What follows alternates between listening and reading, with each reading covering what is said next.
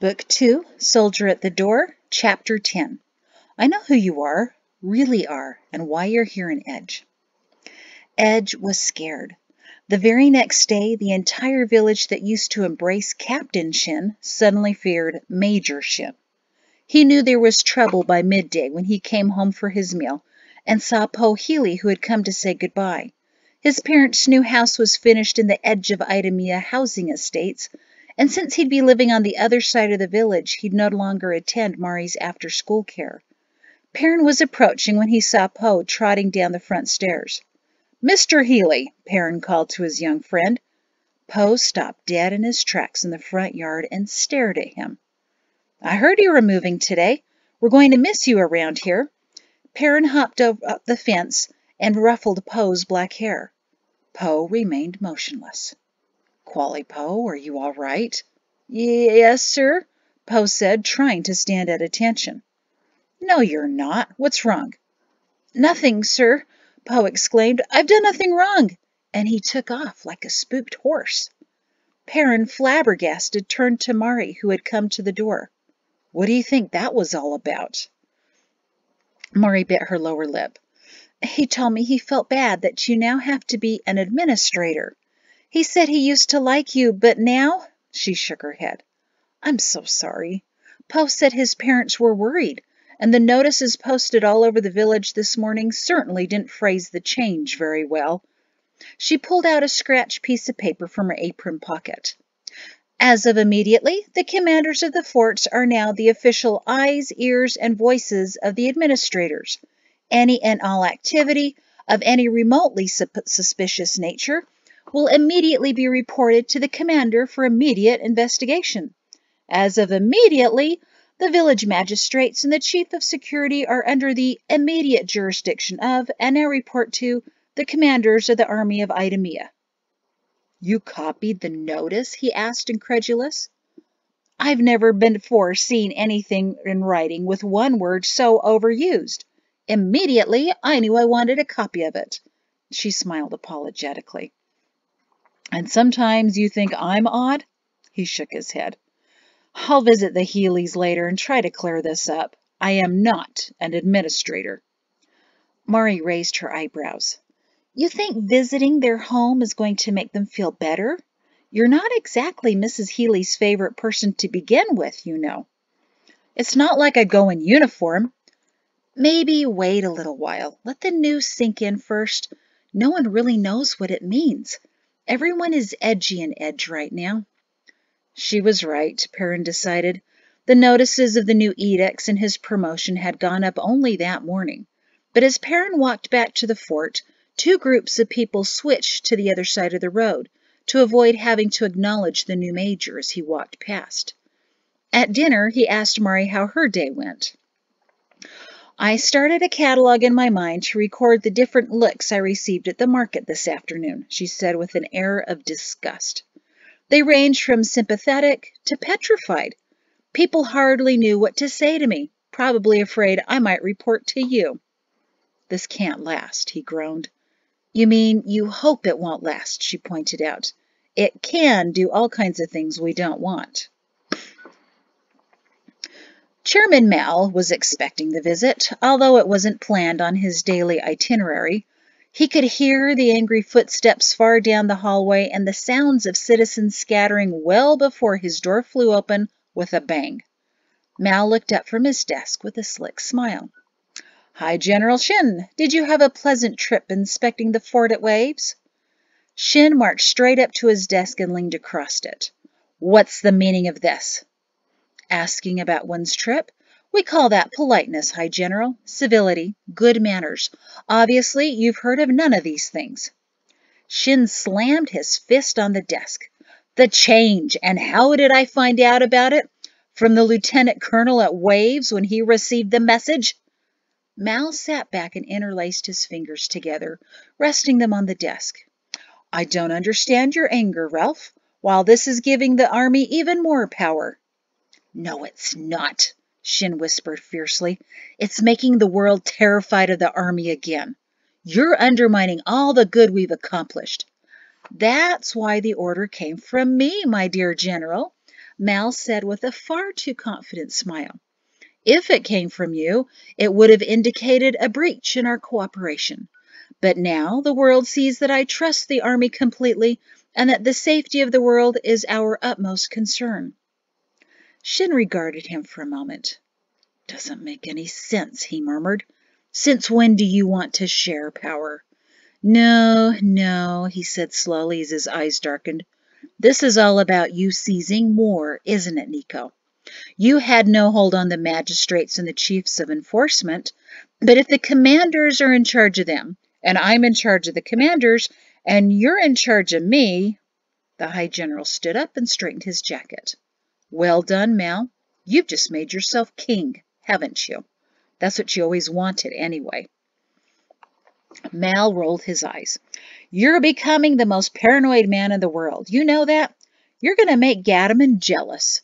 You could see seditious motive in the presentation of a birthday pie. The chairman shook his head and leaned forward. You know as well as I do that the magistrates are, for the most part, shallow men seeking to be popular. All they care about is people looking up to them. They don't care one bit about the conditions of their villages, and the chiefs of enforcement, they're only tinsmiths with sticks, simply unbridled egos and a false sense of superiority. Mal didn't understand the penetrating look the High General was giving him. He continued, But Ralph, our soldiers are far more adept than those who want to be in control. Threats are increasing. I haven't seen any evidence, Shin cut him off. Mal just blinked at him. Of course you haven't. The rumors reach my ears, not yours. Shin folded his arms. Exactly why is that, Chairman? Shouldn't I be hearing the stories too? Mal shrugged. I don't know why your men are less competent about hearing important news, but at least one of us knows what's going on in the world, and now your commanders, even your own son, will have more authority to truly secure the world. Why aren't you pleased by that, Ralph? I'm not entirely sure, Shin admitted.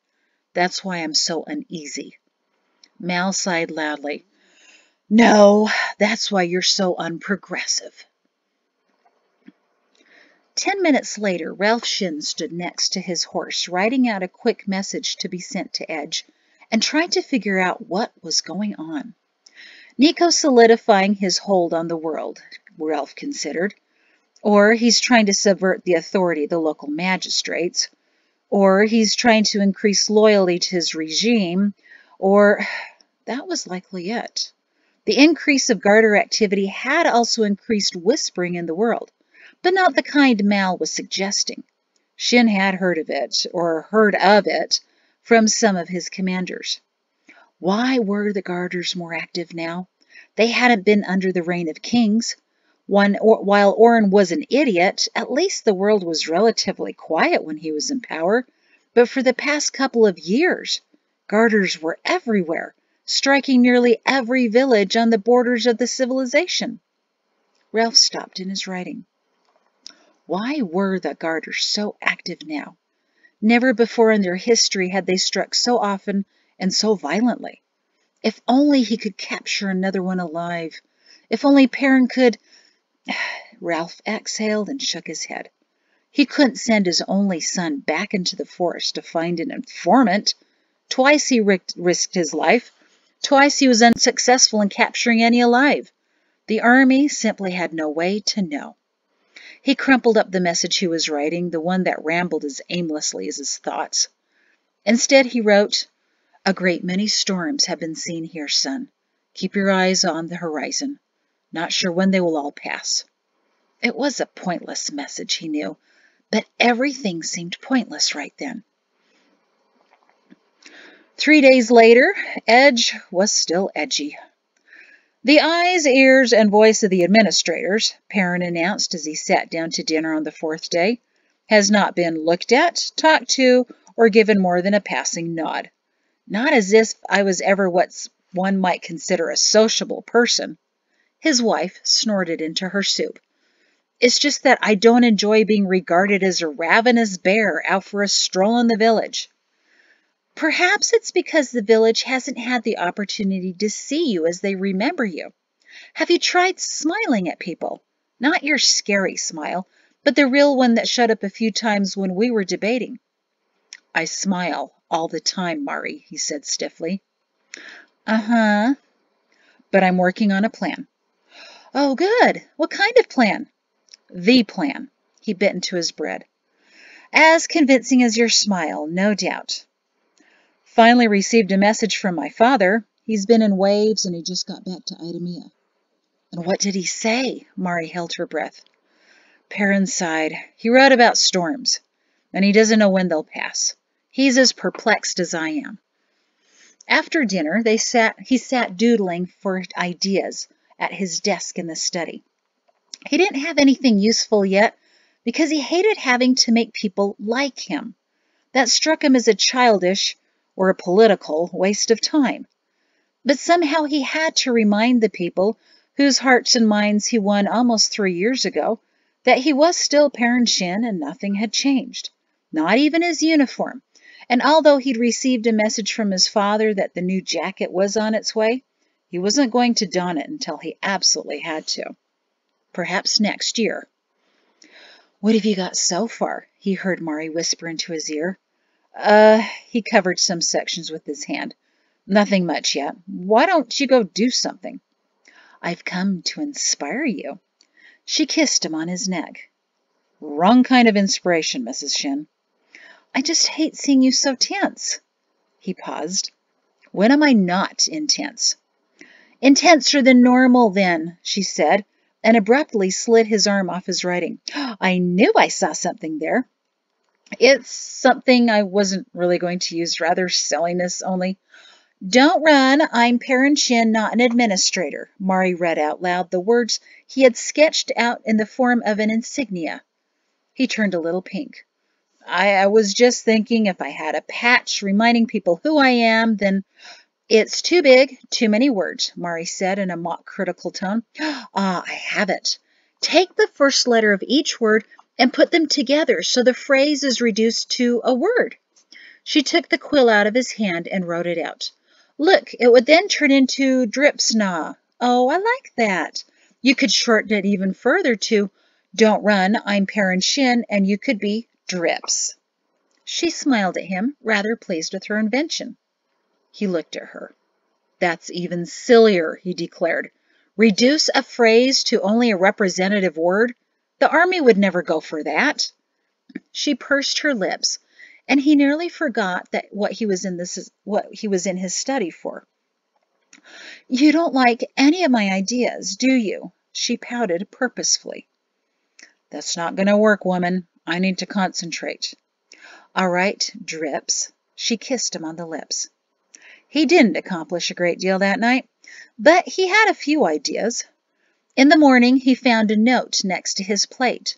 Dogs ruin important papers, sir, along with the what remains of Mari's immediate note that didn't seem to agree with Barker's stomach. That afternoon, when he retrieved his midday meal from his tin, he found another note. Don't run in Pato's shorts. Cute, Mari, he mumbled, but not too helpful. He crumpled it for the fire. At dinner he found, Dinner's ready, it's pork sandwiches. And on his desk that evening when he went back to work he saw, Daughters rambunctious in playing soldier. The next morning he saw another message at the table. This one he smiled at, folded carefully, and later put in his quill drawer at the fort. Debate results, improve insanity. The next night he announced to her, Phase 1 of the plan will begin next week on my day off, to kick off weeding season. Oh, I hope it's more engaging than its name, she said. He grumbled at her. You wanted to help, right? Right. Then we'll begin by visiting every family we know in the congregation, assuring them that I'm still the man they know and love, well, they know. I thought that if you, me, the children, and Barker took a few long walks, chatting to people, letting them see me, not in uniform, with my family, that they might... He bobbed his head back and forth. Realize that you're still the same large commander of the fort that they've always known and who's killed a dozen men? Yes, he said slowly. Great idea, she beamed at him. What's phase 2? Depends on the success of Phase 1. A couple of days later, with Edge still on high alert whenever they saw the new major, he set out for an all-day leisurely stroll around the northern half of the village with his wife, his children in a small wagon, and his massive black drooling dog harnessed to pull it. Wearing a brown shirt, beige trousers, and as genuine a smile as he could muster, Perrin Shin and his family stopped and chatted with wary neighbors in their gardens or farms, all in the attempt to demonstrate that the Shin family was not to be feared. Hogle and Tabit did their best as well to spread the word in their neighborhood, but along Heisemum's road, pretending to be sociable was much more difficult. For some reason, none of Heisemum's neighbors would say more than 2 words to them, until they discovered why from the Arkies. "Don't worry, Major," Mr. Arky said to him as the Shins walked up to his fence. "I don't believe, Heisemum, that you aren't a spy for the administrators." Perrin's eyebrows flew upwards. She said what? That no matter what everyone said, you weren't really a spy. At least you wouldn't be a very good one, since you hadn't been by to get any good gossip off of her yet. Mari gripped his arm in a futile gesture of calming. "Mari," Perrin growled. "I'm on it," she promised, and jogged next door to her mother's house, where her sewing ladies were just arriving. Their nervous glances fell frequently on the Major, who stood glaring at his mother-in-law's house, his arms folded and his stance tense. Several minutes later, Mari came out and over to her husband and children. "She's agreed to not try to help us anymore, but only if you'll come over to her club meeting and sample her new eclairs in front of all of her ladies." Mr. Arky chuckled as Perrin groaned. "Mari!" "And tell her friends how much you like them." She squinted meaningfully. He had to admit later that they were rather tasty, even though the women giggled at him when the cream filling dribbled down his chin in an undignified manner. "Undignified is precisely what they needed to see," Mari assured him, as they walked home that warm afternoon, their children flopped on top of each other and dozing in the wagon. "You were much more a long-suffering son-in-law than a fearsome commander, and that goes a long way with the gray hairs." "Hopefully it goes all the way through the rest of the village," he sighed. "Give it a few weeks," she said, hugging his arm. "Let Edge talk among themselves as they weed this season. People love to gossip when they're hands and knees in the dirt. Let's see what stories grow and then go from there." "Stories," Perrin whispered as if it was a disgusting word. "Yes, people believe stories. They like stories more than they like facts," Mari insisted. "And today the story is, Perrin Shin is a devastatingly handsome man with an utterly charming wife, 2 adorable children, a hideous dog, and best of all, he's nice to his mother-in-law. You're golden." "The whole village doesn't see me the same way you do," he smiled. "Right there, that smile. Get rid of that stiff fake one and let others see that one." He raised an eyebrow. "You don't need that kind of competition, my wife." She laughed. His smile faded. "You're right about the stories, though, Mari, but too often they twist the wrong way. Nothing even has to change, and actually nothing has, but everyone perceives that there's been a change, and their imaginations create far worse facts as to what that means. They could just as easily assume that Perrin Shin is a devious man who uses his family to make a good impression. Then when the people trust him again, he sweeps in with the army and takes over the village, just like the army did when they rebelled against King Quarrel II. Mari exhaled. "Oh, I don't think people know history well enough to remember that even happened. And it was only for several moons that the army and the king sparred against each other. There wasn't even that much bloodshed, only a lot of posturing and assuming and insinuations." "Just like now," he said dully. She groaned. "Oh, you can't think like that. Keep smiling and waving." She demonstrated by waving to a couple of girls walking a cow along the side of the road opposite of them. They smiled timidly at Mari. She elbowed her husband. "I said smile, soldier." He tried a mostly handsome, but trying too hard so it was actually scary, grin, and waved reluctantly. The girls broke into a nervous jog, dragging the cow behind them. Lieutenant Heth marched smartly up the wide stone stairs into the administrative headquarters, nodding to the pages in short red jackets who held open the doors. Another command school student was marching out at the same time, slightly pale. His biannual interview with Chairman Mal must not have gone as well as he hoped. Heth smiled and continued to the chairman's office, where he was soon ushered in. "Sit, Heth," Mal said as he perused a document in his hands. "You know which chair." "Yes, sir," Heth said, taking a seat directly in front of Mal's large desk. He waited, sitting at attention. Part of the interview was the waiting. Mal liked to see how long it took a young man to squirm. "I'm looking at your marks here," Mal said after several minutes. "May I explain, sir?" Heth licked his lips. "You see—" Mal looked up at him. "Did I give you permission?" Heth gulped. "First failure already." He shook his head. "No, sir." "Truly surprising," the chairman said, rereading the page. "Well, then, I suppose all that's left is to say, congratulations on graduating early." Heth was stunned silent, his eyebrows furrowing.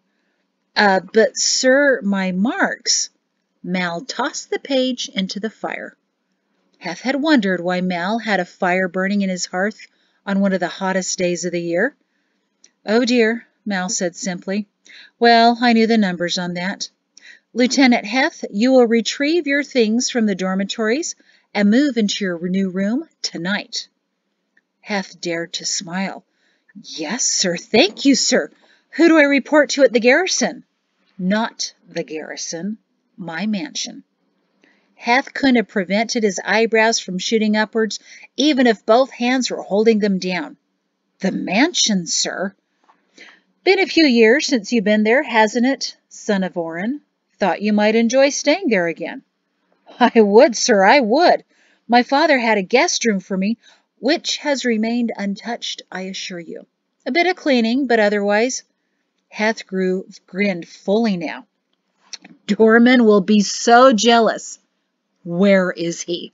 Mal said, his cutting tone suddenly so frosty it nearly extinguished the fire. "I still don't know," Heth admitted. "Haven't heard anything from him. But if I do, you will be the first to know." Mal nodded once. "Now, you understand I'm not letting you stay at the mansion as a reward, but so that I can train you more fully." "Oh, yes, of course, sir." He licked his lips again. "Does this mean the time is getting ripe?" "There's something being planned right now, yes, but that's not what I want you for. Twice already my testing of a certain general's son has produced unsatisfactory results. There's a slim chance there will be a third failure, so that's why you will be in place for the fourth attempt. You'll be my fail-safe." Heth smiled formally. "Thank you, sir. I look forward to serving you and the general in any ways that I can." "Well said," Mal nodded. "Now, I want you to keep very quiet and to yourself. Now more than ever, it's essential that we keep your identity unknown. No one in my mansion has ever seen you before, and it will be known that I have selected you, along with another new officer, as additional guards because I'm feeling insecure about my safety." "Understood, sir." "Good. Now, when you arrive at the mansion, I'll have someone waiting who will prepare you for your next situation." "Yes, sir. How will I recognize him, sir?" "Everyone can recognize Gadaman, Heth. Ever seen a nauseated weasel?" "So," said Perrin as he trudged into the kitchen for dinner, "heard any new stories today?" Mari frowned. "Unfortunately, yes." "What is it with these people? Did you know that the commander in Winds has supposedly stationed soldiers at every intersection? And in Coast, anyone coming to see the waves at the shore has to sign a form first, and no one knows why, but soldiers are holding the forms." Perrin groaned and slouched on a chair in the kitchen. "I know why those things are happening, but what's the rumor in Edge?" "The soldiers are plotting," Mari said mysteriously, "and no one knows what, but it's creeping to Edge. Just you wait and see. That major is plotting something. She rolled her eyes. Edgers are the most suspicious people in the world. He shrugged. Sounds like the people in Winds and Coast are suspicious, too. So what are the facts? Not nearly as interesting as the stories, except for maybe Coast, he added thoughtfully. You see, some visitors there a few weeks ago were actually wading in the water. They went in? Mari was aghast. Even the bravest fishermen never waded into the salty water if they could avoid it. Perrin nodded. And then the strangest thing happened. These huge fish, larger than people, came right up to them, had these tall fins on their back and blew air out of some hole in the top of their heads. They even seemed to be trying to communicate, making these squeaking sounds. Did the people die? She asked breathlessly. No, they ran right out of there.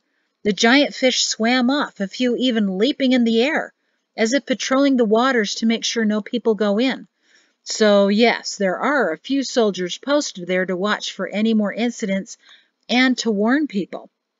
Several visitors have even given their names and home villages to the soldiers in case something happens to them and a giant fish rushes out of the water and eats them or something.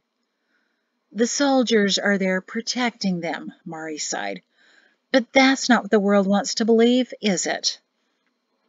And in Winds, they've had some problems with too many wagons on the roads. The main bridge over the Wind River washed out, so soldiers were redirecting wagons to other roads, which caused a few jams. Until the bridge is repaired, yes, soldiers are on a few intersections trying to prevent accidents. Well, there goes all the mystery from that story, Mari said. But no one in Edge will believe it. And giant fish? They'll think that's a diversion from the real story. The commander at Coast is taking over. Ha, Perrin said mirthlessly. The commander at Coast is a fat colonel, older than my father, who wants nothing more than to eat crabs and watch the old men walk along the shore with their old wives for their 20th wedding anniversaries. He rolled his eyes. The only thing he'd ever take over is the best bench. But Mari was bothered by something else. You think we'll be old at age 48 for our 20th anniversary? You know what I mean. Sorry, I just got lost there. Okay. She stood behind him and massaged his broad, tight shoulders. I think we're going to have to do something. Our 20th anniversary isn't for 17 more years. We just celebrated our 3rd, remember? Shem came over to watch the children and... No, she laughed. I know what you mean, he said, dejected. Phase 2. I have to put a stop to this, at least here in Edge. I have to win their hearts and minds all over again. Mari cringed. I don't really want to debate in public again. It's been so long. I was thinking about a debate, but I wasn't thinking about you, he assured her. Why not? She asked, suddenly feeling insulted. There's someone else who needs help to make himself known here, too, and for that, I'll need your help. It was with almost perverse pleasure that Mari knocked on the door of the small shed the next afternoon. Come in, called the timid voice. Mari threw open the door, hitting the large desk as she did so. Ah, Mrs. Shin, Mr. Hegek was visibly relieved as he stood to greet her. I thought you were someone else looking for another shovel. No, you're exactly the man I want to see. You see, I have a problem. She leaned toward him, friendlier than she had ever been. The poor man actually attempted a small smile. As it is, the entire village has a problem, and I believe you're the man who can fix it. His smile vanished as his little green eyes tripled in size. Me? Are you sure? Oh, yes, absolutely. You see, Edge is, well, edgy right now. Administrative changes to the schools, the forts, the magistrates. Everyone is imagining the worst about people they used to know and don't know at all, she hinted. Are you talking about me? He whispered. She really didn't know what people thought of him, but she knew what she thought. I swear you live in this shack, Mr. Hegek. He glanced nervously around as if she could tell.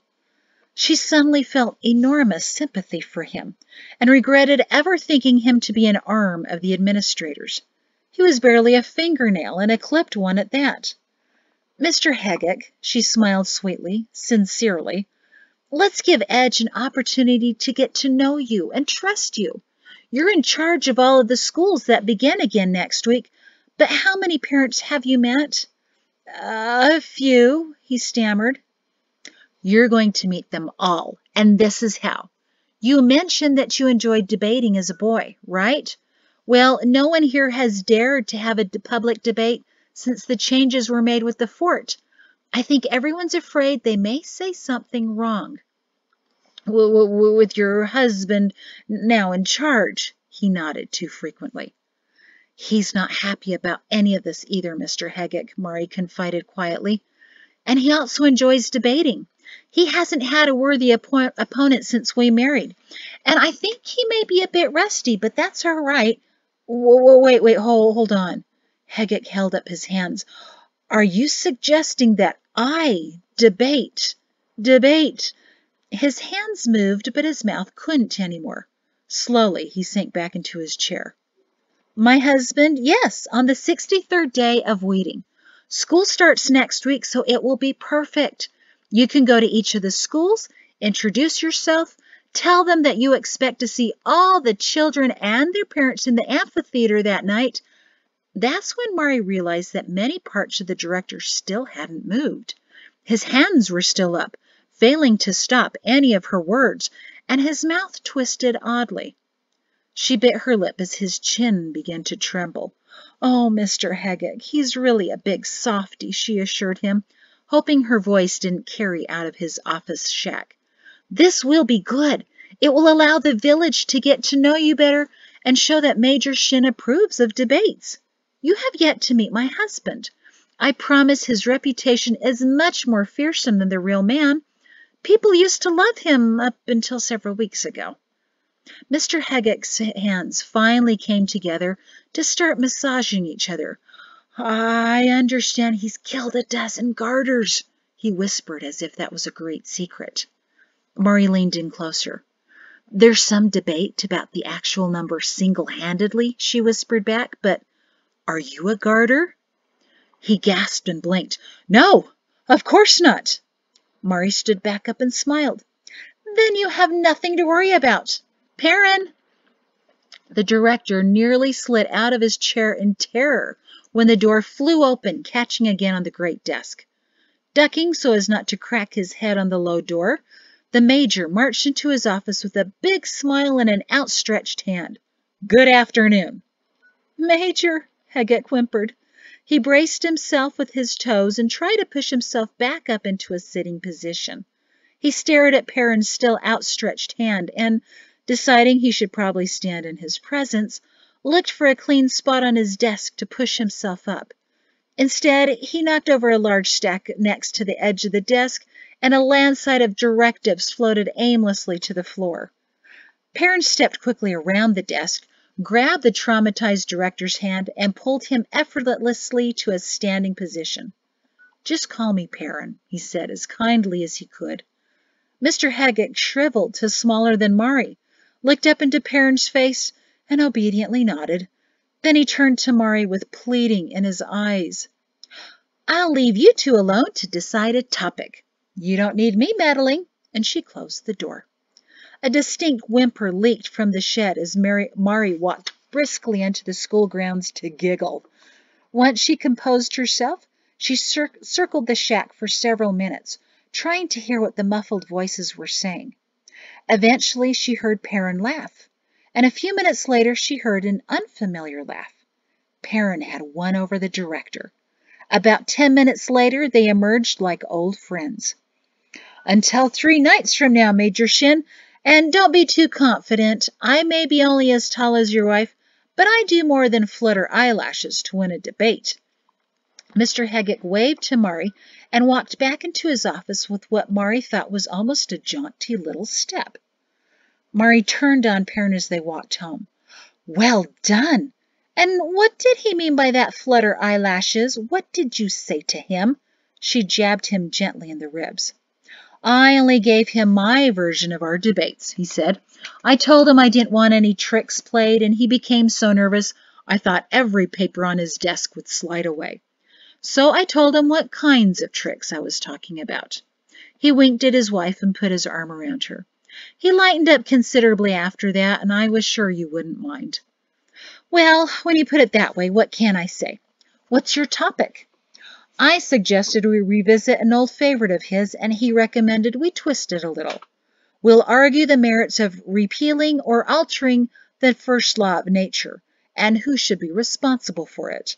He'll go around on the first day of school, tell all the children they should be there, and since the major has requested it... Perrin sighed. Honestly, I've never been so nervous for a debate in my entire life. There's so much at stake, Mari. Even more than when we were debating? Yes, even more than that. I knew I'd eventually win you over, just a matter of time, he said offhandedly. But this is the whole village. I have to be the major and still be their neighbor. I don't know if I can restore that balance. If anyone can, it's you. The lone figure of a young man made his way into the forest, heading in a northerly direction, 126 paces from the fresh spring at the edge of the woods. It was well past dark, and the figure's dark clothing hid him well. He sat down on a large rock by a hot bubbling spring and waited. Moments later, another figure approached him from the north, dressed in green and brown mottled clothing, and sat down next to him. The forest has become very active this week. Something big is coming. Do you think you're ready? The younger man sighed. It's what I've been waiting for over a year. I'm as ready as I'll ever be. The older man next to him nodded. And now for the real question. Is he ready? Oh, absolutely. There's no one more prepared than him. He can take on the world. The man smiled at his companion's enthusiasm. Now think carefully and honestly. This is important. Is he really ready? Or is your closeness to the situation clouding your objectivity? The younger man stared into the bubbling spring, not at all concerned by its close proximity. They'd been watching it for decades, and all it ever did was bubble. I may be close to the situation, but I've never met anyone quite like him, or his wife. He looked up at the man. Isn't he the reason I'm here? Is there any doubt? The older man shook his head. No, there's no doubt, just caution and concern. Some of it may strike a little too close to home for him. There's also concern for you as well. The younger man smiled. I know I'm doing the right thing. This is where I'm supposed to be. Is there anything else I should be doing? No, you are doing the right thing. And I don't think there's anyone more apt for the position than you, Zenas. Shem nodded. Then let them come. We're ready. Rector Denzil smiled as he looked at the tables and chairs crowded with congregation members eating, talking, and laughing. He loved holy days because each felt like a trip away from the world, a day lifted out of time each week where everything was different, when cares were set aside and everyone came together to discuss the writings and life and readied themselves for another week. Not only was this Hogel Denzil's love, but his life. He couldn't have imagined doing anything different with the time the Creator allotted him than to remind those he loved about the Creator who loved them. It was an unusual moment for him.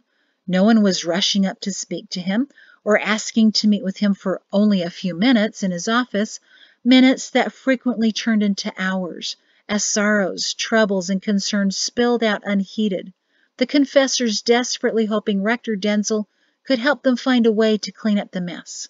He always could.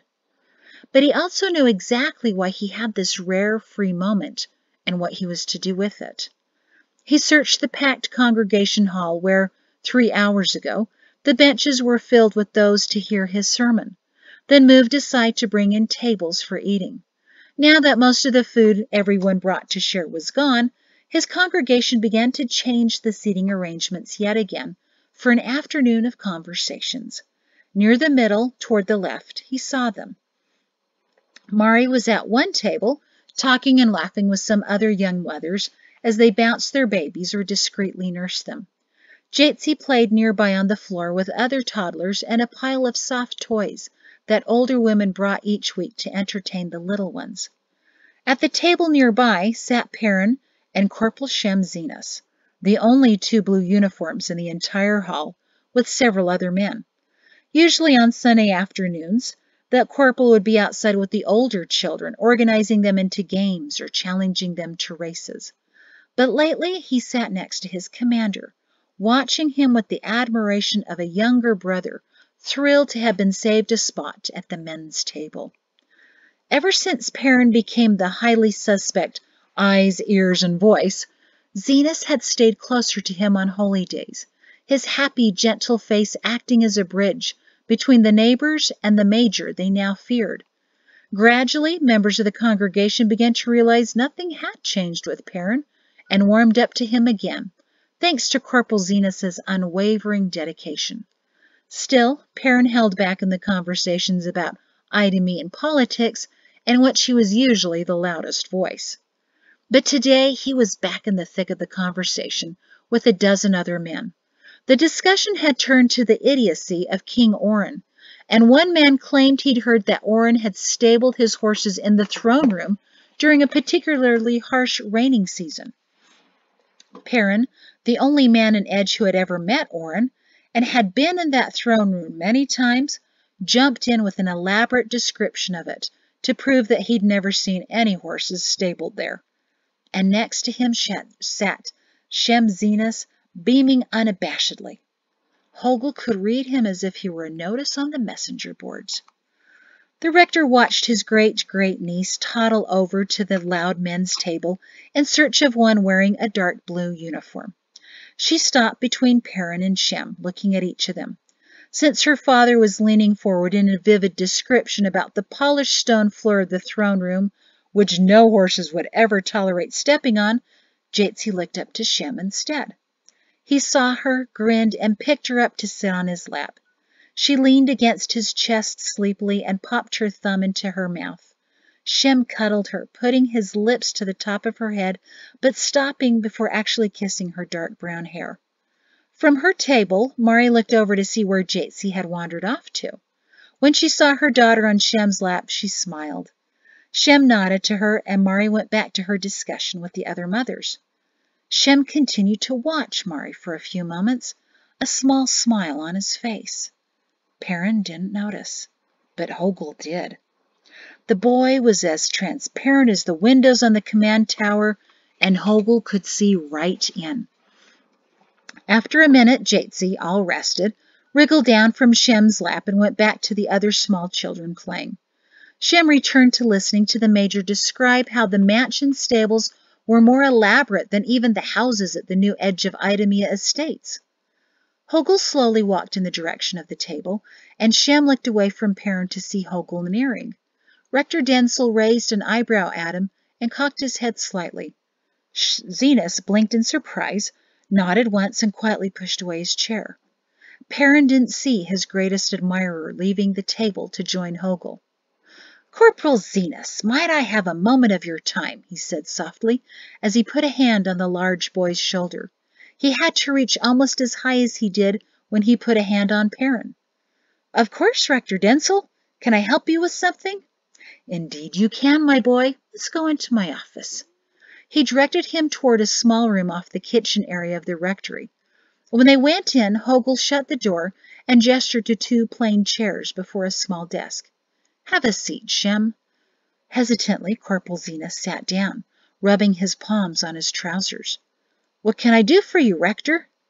Hogel sat down opposite him and smiled. "I don't have much time. Someone will be pounding on that door soon, so I'll get right to the point. I know who you are, really are, and why you're here in Edge." Hogel knew he had it right because the corporal, unprepared for that opening, dropped his jaw nearly to his chest. Then Hogel hit him again. "I've done all I could to prepare Perrin for the Creator, and I'm sure you'll understand when I say that I won't allow anyone or anything to interfere with that." Sir, I think you may have me confused with someone else, Zenas stammered. No, Shemzenas, I do not. Years ago, the Creator told me what He intended for Perrin.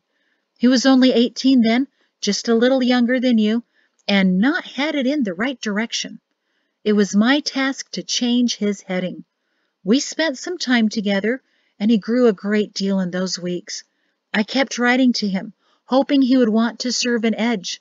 He eventually did, and I couldn't have been happier about it. These past 3 years have been wonderful. But I'm simply growing too old to keep up with him anymore, and I know I won't be around forever. Corporal Zenas couldn't even speak. So, I'm leaving him to your care, Shemzenas, Hogel said in the heaviest tone he'd ever used. I expect you to watch out for him. He's now your responsibility, and I expect you to keep a close eye on only him from now on. The poor young soldier could only gulp. Hogel grinned that the message was received, waggled his eyebrows, slapped him on the back, and said in his normally cheery voice, "Good luck, my boy." Then he stood up, opened the door, and escorted a dumbfounded Corporal Zenas out. That's the end of the chapter. Thank you.